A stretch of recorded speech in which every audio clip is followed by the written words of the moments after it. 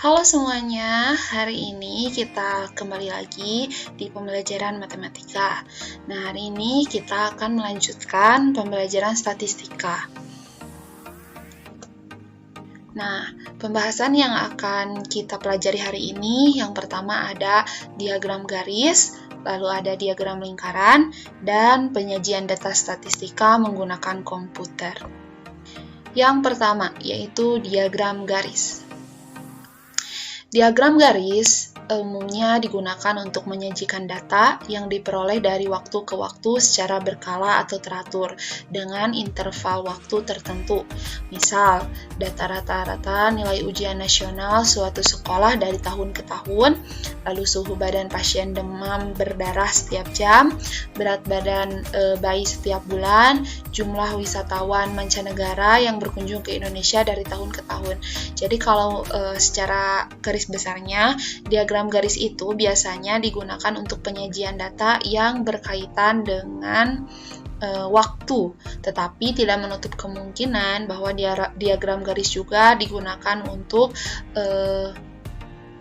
membuat atau untuk menyajikan data yang berupa kategori, seperti misalkan buah-buahan seperti yang kemarin, atau jumlah siswa yang memiliki golongan darah A, B, O. Jadi tidak menutup kemungkinan diagram garis juga digunakan untuk data yang kategori, tetapi diagram garis pada umumnya digunakan untuk data yang diperoleh dari waktu ke waktu.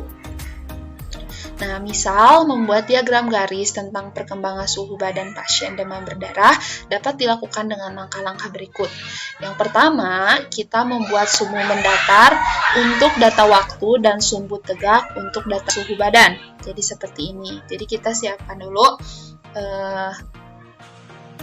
sumbu horizontal atau sumbu mendatar dan sumbu vertikal atau sumbu tegak, di mana sumbu horizontalnya untuk waktu dan sumbu vertikalnya untuk suhu badan. Yang kedua, menggambar titik-titik yang merupakan pasangan waktu dan suhu badan. Seperti ini, misalkan pada pukul 6 suhu badannya 36 derajat, pada pukul 7 suhu badannya naik menjadi 37 derajat, dan seterusnya. Selanjutnya, menghubungkan titik-titik tersebut secara berurutan sehingga membentuk diagram garis. Jadi titik-titik ini disambungkan, nah maka akan didapat seperti ini. Nah, untuk contoh soal yang pertama, gambar di atas menunjukkan diagram garis untuk harga bahan bakar premium per liter di Indonesia dan Malaysia dari tahun 2000 sampai 2012. Seperti ini ya, dari tahun 2000 sampai tahun 2012. Berapa harga tertinggi bahan bakar premium? Jadi pertanyaannya, berapa harga tinggi bahan bakar premium di Indonesia dan Malaysia dalam kurun waktu tahun 2000 sampai 2012? Lalu pertanyaan kedua, pada tahun berapa harga premium di Indonesia lebih mahal dari Malaysia?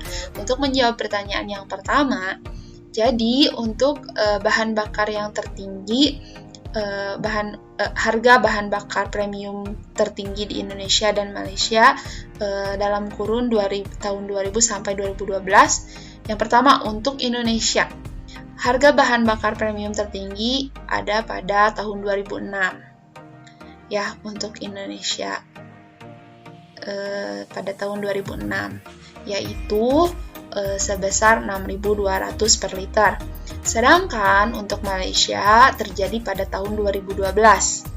Nah, Malaysia ini kan yang warna biru ini ya, biru kehitaman ini, di mana harga bahan bakar tertinggi di Malaysia itu ketika tahun 2012 yaitu sebesar 6.800. Lalu pada tahun berapa harga premium di Indonesia lebih mahal dari Malaysia?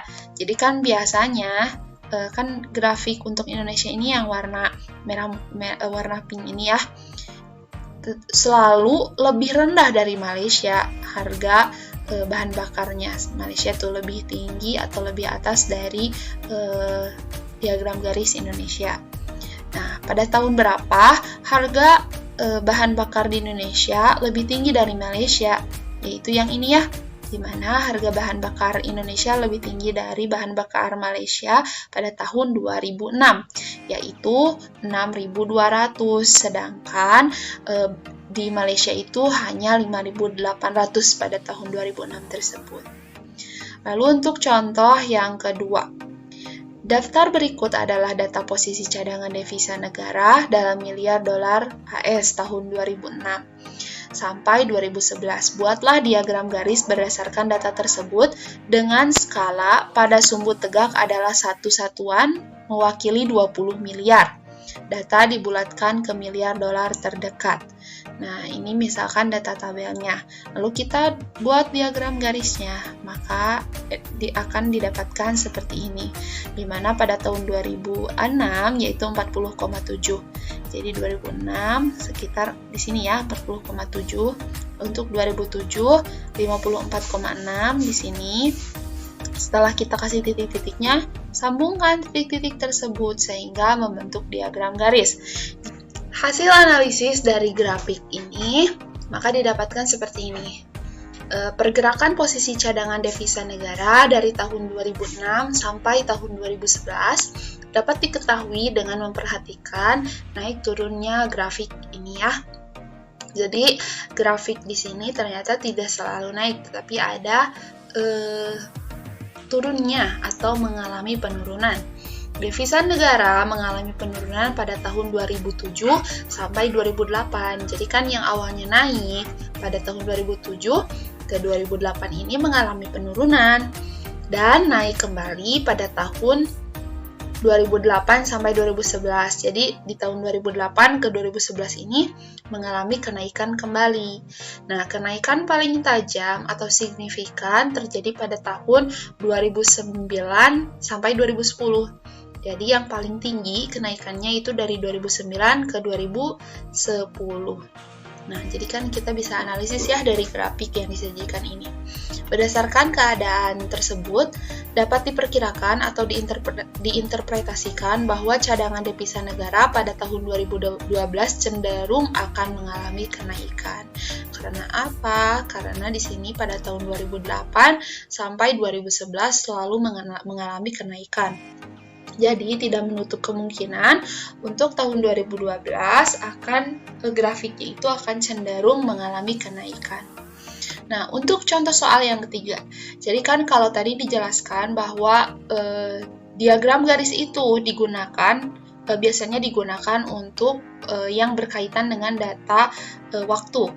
Tapi bisa saja bahwa diagram garis ini juga digunakan seperti diagram batang sebelumnya, yaitu untuk data kategori seperti ini. Maka misalkan kalau datanya seperti ini ya, ada data produksi buah-buahan seperti pepaya, durian, semangka, salak, nangka, dapatkan seperti ini. Ini untuk contoh diagram garis jumlah pegawai pada beberapa perusahaan. Jadi tidak menutup kemungkinan bahwa diagram garis juga dapat digunakan untuk data kategori seperti ini.